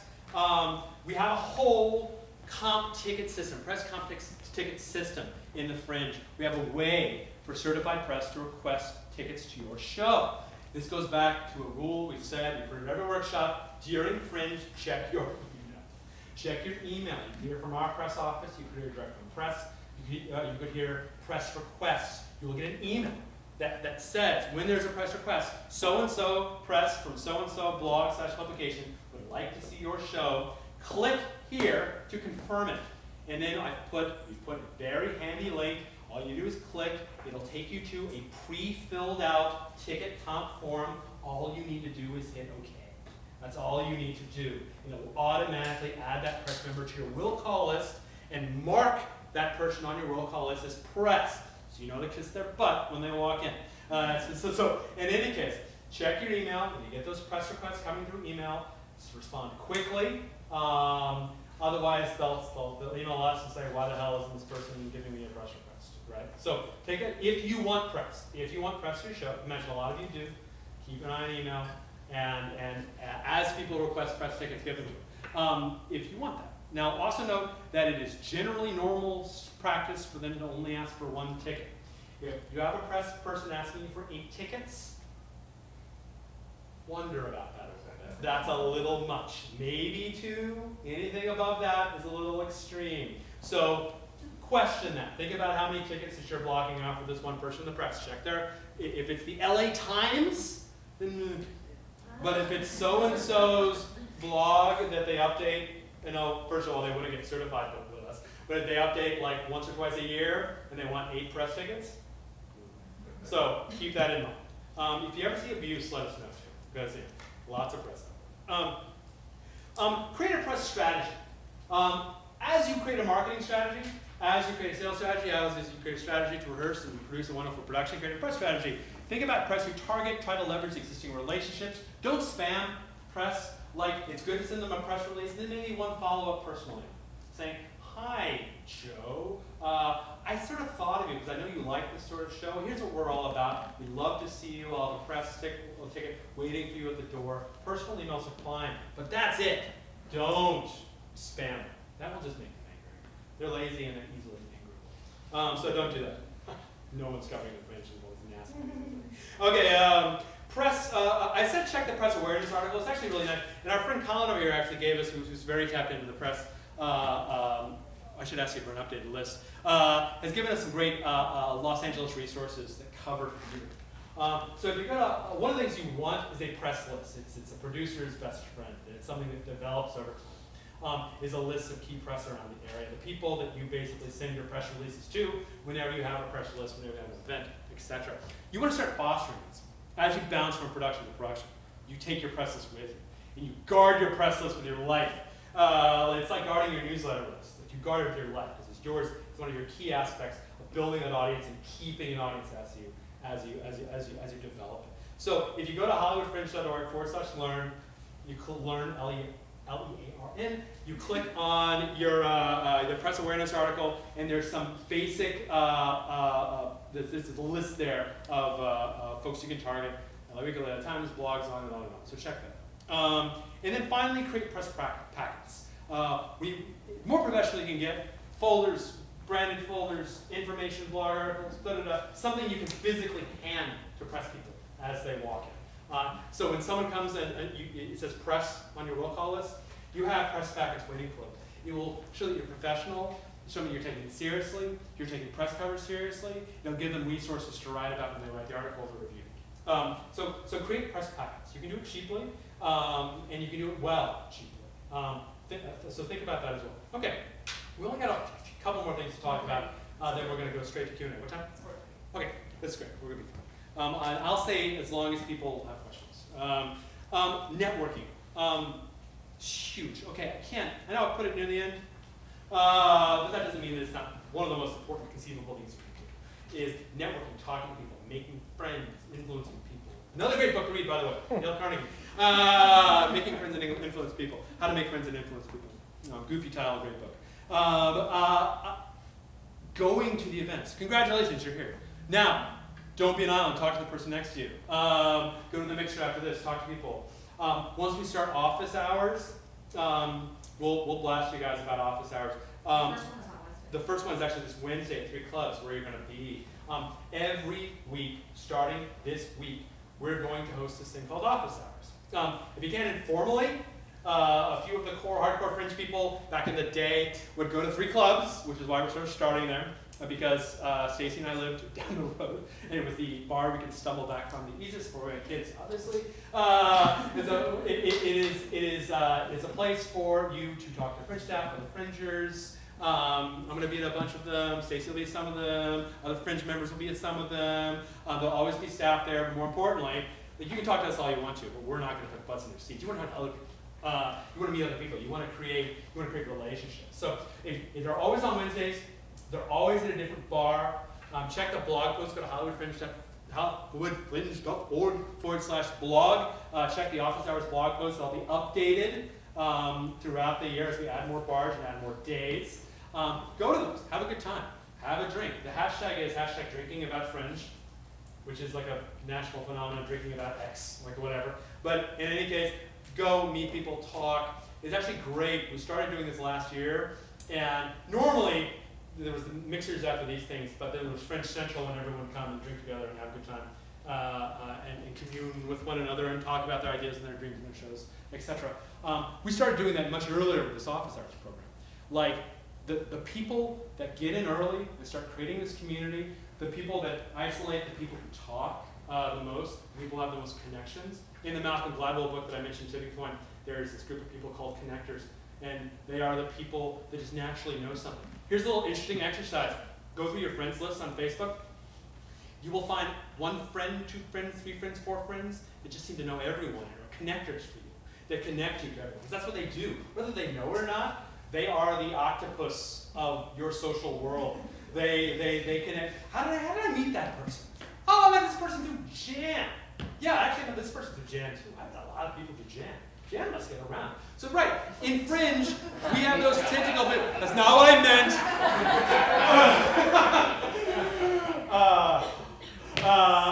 In Fringe, there's those people too. There's those connectors within Fringe. You'll find out who they are as time goes by. They're the people, there's those connectors, and then there's the mavens, another Malcolm Gladwell term.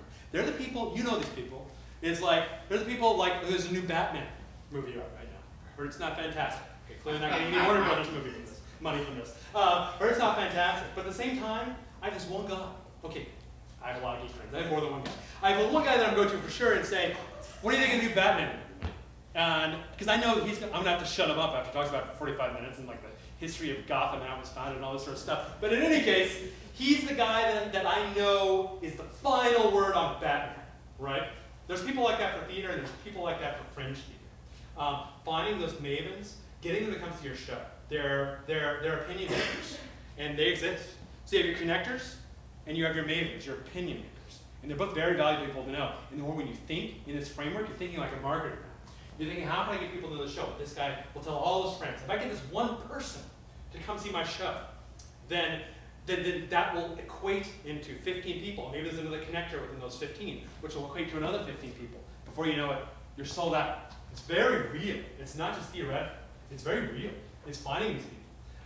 And then bringing in the mavens to come to see your show. The mavens aren't necessarily reviewers. They're not necessarily press. There's the people who say, what's good at Fringe this year? And everyone else says that person.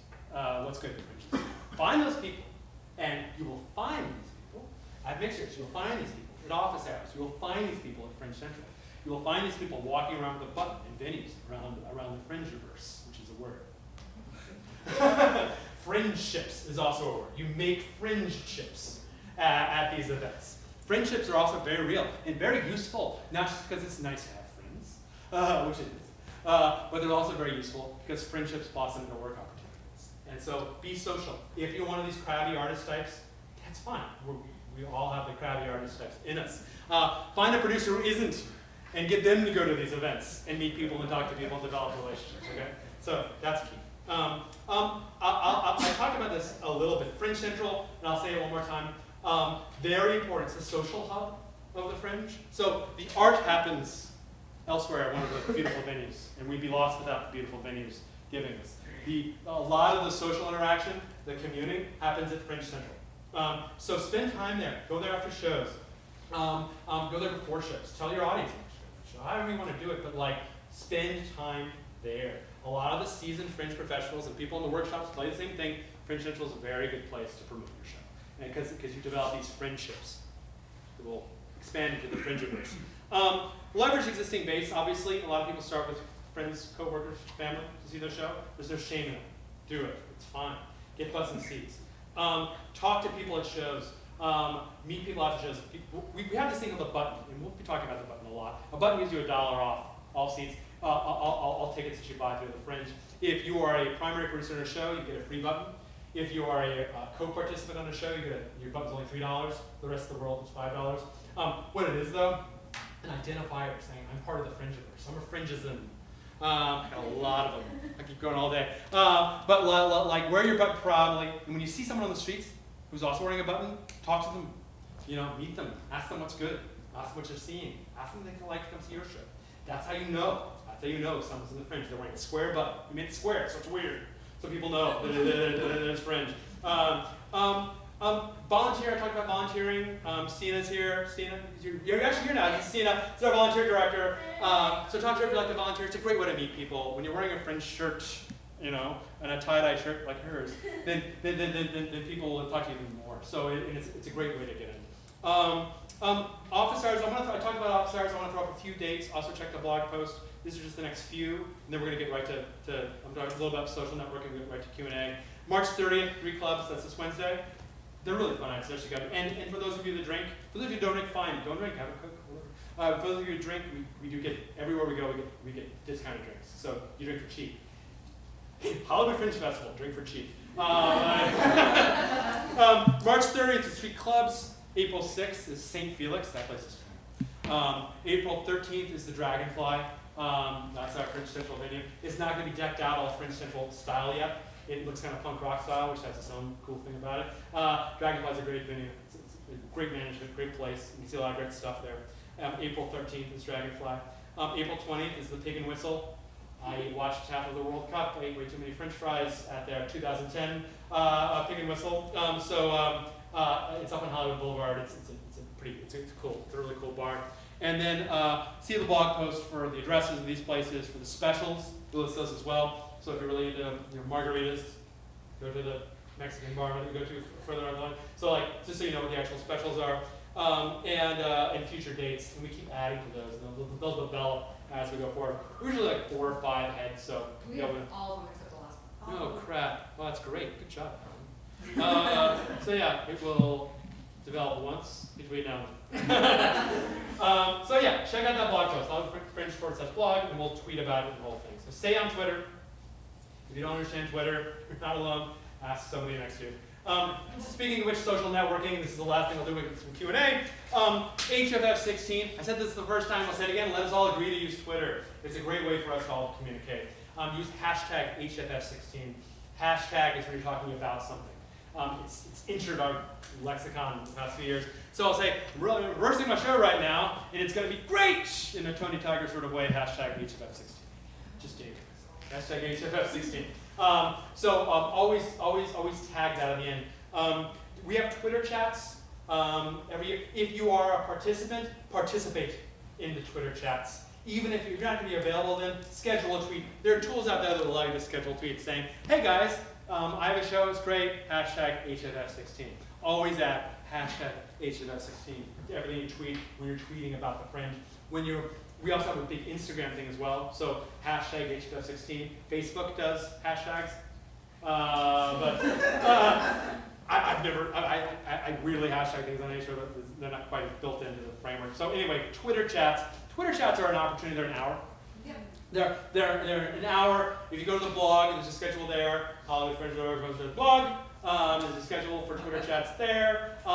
Show up, go on Twitter. Our moderators ask a few questions and they try to create conversations. People post about them. Don't be shy. Because again, impressions, talking to the Fringe community, mavens, connectors, all built in here. So go to the Twitter chats, participate, just answer the questions, and try to create some dialogue. Say, that was really funny, hashtag HFF16, etc. So go to those Twitter chats, check out those. There's a really quick Twitter etiquette. Don't overpost. It's, you know, people who spam HFF16, which is the same thing over and over again. That's not really cool. So don't do that. Make your posts unique. Retweet other people's posts. That's just nice. It's the social media equivalent of I'll see your show if you see mine. Retweet, which is it's a good policy. Retweet other people's stuff. It's funny, when we first in 2010, we were talking about this new thing called Facebook pages.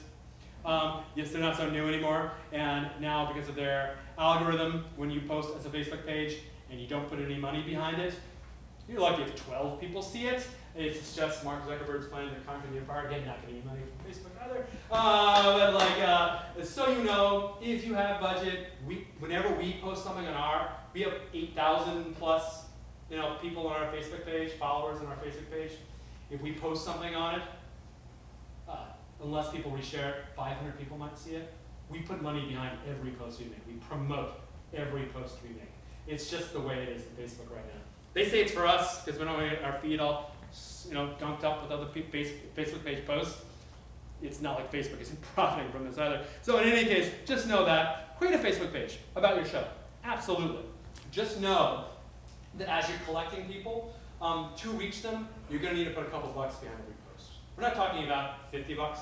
Like when we promote, we put anywhere between $3 and $6 behind each post. That usually reaches about 1,500 to 2,000 people. We can put more, and then we get, you know, returns start to go down. But in any case, just know that about Facebook, things have changed.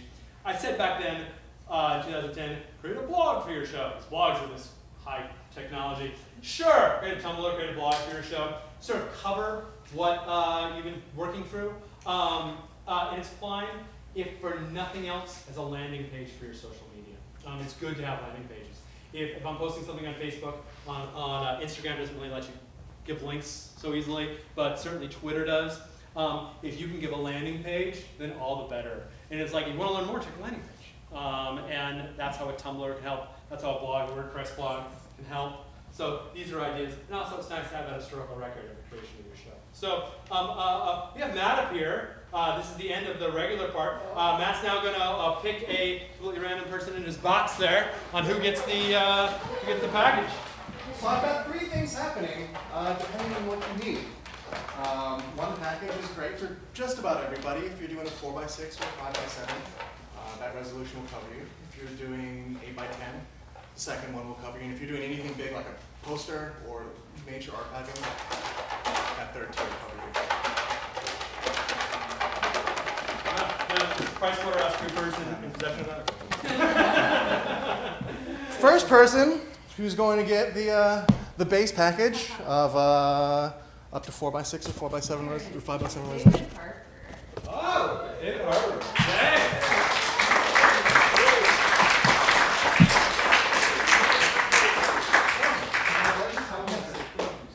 I've never learned anything at the Fringe in my life.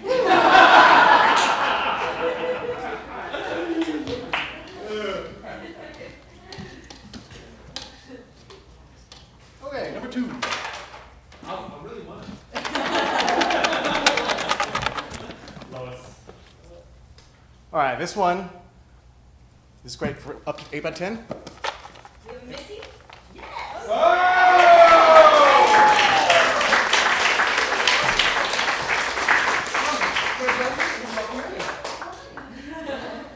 And the last one, the best one. Please? Thank you so much. I haven't had a chance to talk enough yet. All right. Oh, Celine.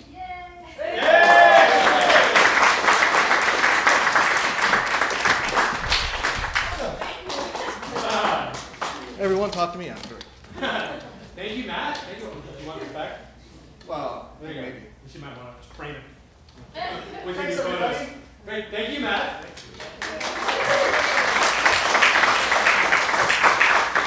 Yeah, there's just sort of generosity mixed with promotion that you can come to expect with the Fringe. It's a really nice mixture. Like now you all know Matt, which is fantastic. Use this as a lesson. Now all know Matt, and everyone gains. This is what we call a win-win situation. So seek out the win-wins. All right, guys. As I said, I know I talked for a while because there's a lot of information to get through. But I will sit here. If you need to leave, you need to leave. That's fine.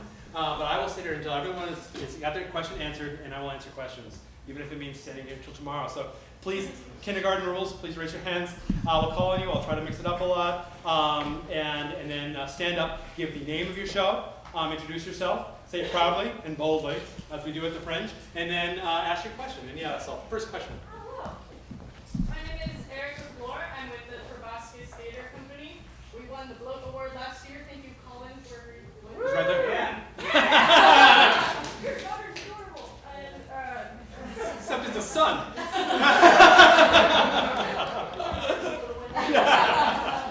I'm taking shows called Bloody Beautiful and Strap On to this year's Fringe. Was wondering if there was an obligatory minimum age for nudity or dildos on stage. I get that question every year, the dildos on stage question. It comes down to a couple things I said. There's the law, and I'm not a lawyer, so I don't fully know the legal implications of that. So I say check with someone who's more attuned to the law of exposure, as it were, about that. From what I will say though is, it seems to me that I would never buy porn, but I could when I was 18. So I would say it sounds like 18 is probably a good thing, so saying 18 and up. And then obviously, please do not check the family-friendly box on your end. So yeah, I don't know if there's specifically a statute about dildos on stage, but a lawyer might know. All right. Also, I might have missed this in the first 15 minutes. I'm sorry, I'm from Santa Barbara and there was traffic. Are there codes for discount tickets? Like we say $15, but Yeah. if you put in this word, you get a $12 ticket. Is Yeah. that on the website or forbidden? Thank you for that question. That is a great question. We'll cover discount codes and all of ticketing in our next town hall, which is on May 2nd at Sacred Fools Theater. But what I will say, because actually this is apropos to what we're talking about now, is that yeah, on the ticketing system, in addition to comps and will calls and all the general reports you'd expect from a ticketing system, we also have discount codes. Discount codes can apply to one or multiple performances. So for example, the classic one is targeting like an alma mater. Let's say that I went to the University of Iowa, and I want to reach University of Iowa people and better track who from the University of Iowa might be attending my show. I can create a discount code called Iowa, apply it to one or multiple performances, and say if I use this discount code during the checkout process, the ticket price will be X. It will choose whatever, of all your discounts, it will choose the lowest price. So the discount will be X. So yes, this is a great tool for promoting to specific, and what we tell you to do. If I'm running a zombie show, find comic book stores. That's a great marketing outlet. Think creatively about that. So I might create a poster that says specifically, use discount code ZOMBIE to get $4 off your ticket. So yeah, using discount codes in a promotional perspective is a fantastic strategy. So start thinking about that now. Is like, who are the demographics? And the more specific you can be, the better. Who are the demographics I want to reach? And how am I going to reach them? And one of the most obvious ways to reach them, because we're all humans living in a capitalist society, is how can I save a buck or two? It's like, how can I feel special, like I'm in the know? Like, oh, if I use this discount code, then I get a special discount. Then I want to see that show, because this show thinks I'm special, and it's trying to speak to me. So, yes, use discount codes as a promotional opportunity, yes. Discount code technology is included in the ticketing system. So thank you. There's info. And there's info in the participant packet about that as well. So thank you for that question, yes. I'm Bobby Glynn. I'm a producer of My Big Fat Blonde Musical. And just off of that, does the system include ways to track which, if I have 5 different code words that I'm doing for different marketing campaigns, are there ways to track? Absolutely. On that page, if you have a follow-up school, on that page, you can also see the success of using those discount codes. So you can see how many tickets you sold using a given discount code. So in that respect, it's a great way to track the success of different marketing campaigns. So if you put something, you buy an ad in the LA Weekly or something like that, and you say use discount code Mongoose for this, you can see how many people have used discount code Mongoose and thereby track the success of that marketing campaign. So yeah, absolutely. Any other questions? Yes. I'm Missy. Yes. I'm doing a similar show called Awkwardly Fabulous. So, impressions. Yes. So I bought the big one. Yep. And I know you can control it. Yep. Control it. Yep. But how does that Yep.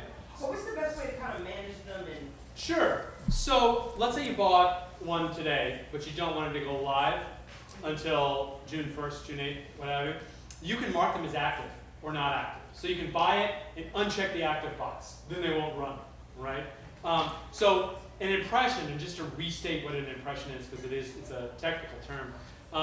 An impression is a pair of eyes have seen my ad once. That's one impression, right? So every time you go to a website, and almost all the HollywoodFringe.org web pages, there are ads. And 90% of those ads are participant show ads. And I see an ad, I would deduct it an impression. So if I buy 100 impressions, and my ad comes up 50 times in one day, I have just spent 50 of those 100 impressions. That's what an impression is. It's literally, you have impressed someone, hopefully. You've impressed someone, right? You've made an impression on them. Does that answer your question?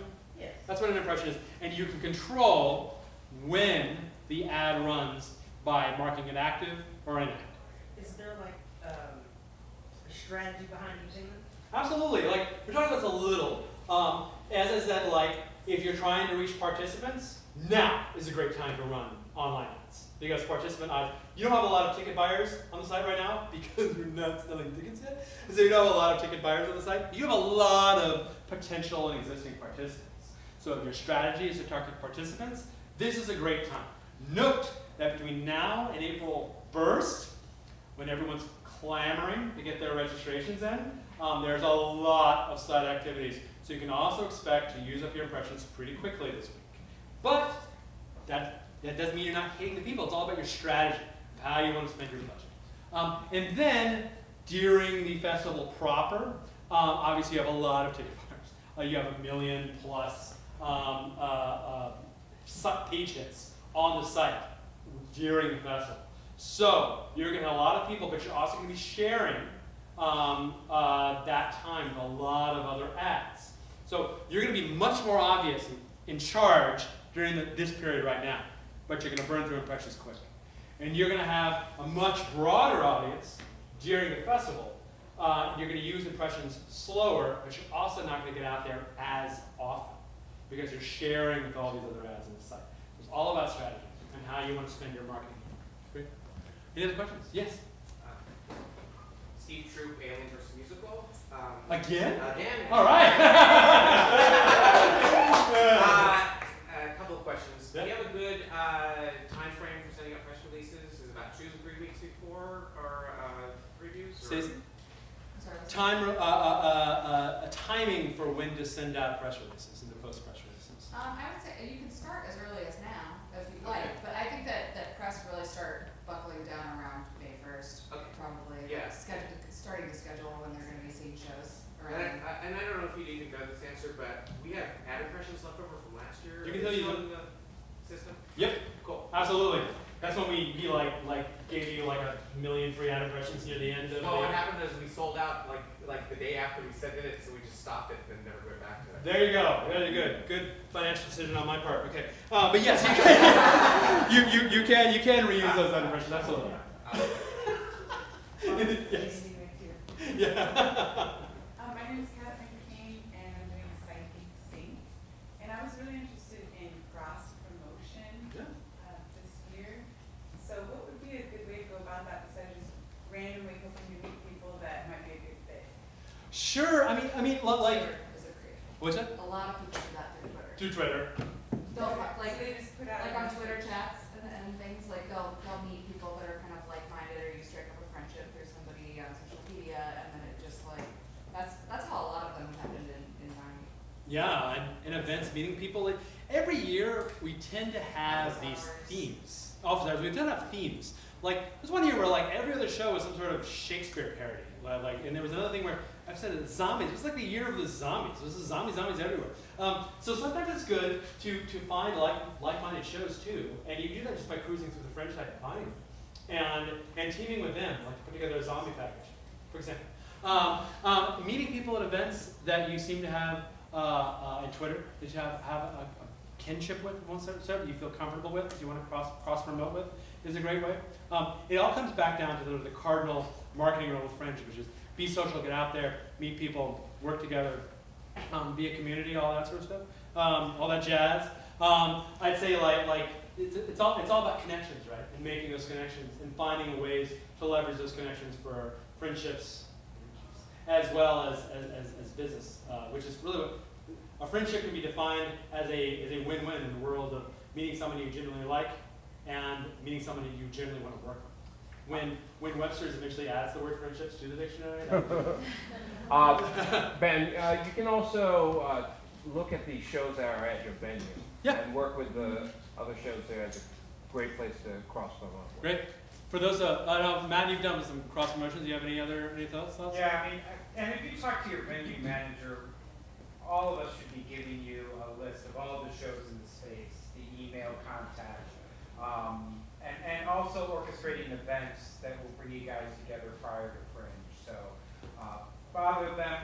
Obviously, all of us are really crazy right now, but right after registration, all of us are really promoting that community, as everybody's talking about, and starting with the venues.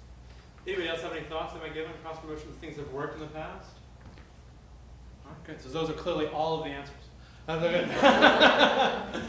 So great. I hope that answers your question. Any other questions? Yes. Hi, my name is Terry Bolzman, and my show is called Sticky Fingers. It's a play about real women shoplifters with interviews. Good album. Good album. This question sounds very basic, but when you say flyers, is that the same as postcards? Yes. Same thing? Oh, okay. It's like an 8x10. Well, yeah, that's the, not an 8x10. The reason we say flyers rather than postcards is because they needn't necessarily be postcards. They can be, for example, magic cards, or they can be drink. Bracelets, Coasters. They can be bracelets. They can be any piece of merch you hand out as a business cardy type theme. They didn't necessarily be postcards. That being said, 90% plus of the flyers that you see are of postcard size. Please don't do stickers. Oh yeah, and actually, that's one thing I actually Please meant. don't do stickers. I meant to mention. We've had. I won't bring up the actual problem. We had a show a little while ago that was a fantastic show. It was based on a parody of a movie that was a horror movie, and there was a particular line from the horror movie of something that someone's mother does in hell, and it was anyway.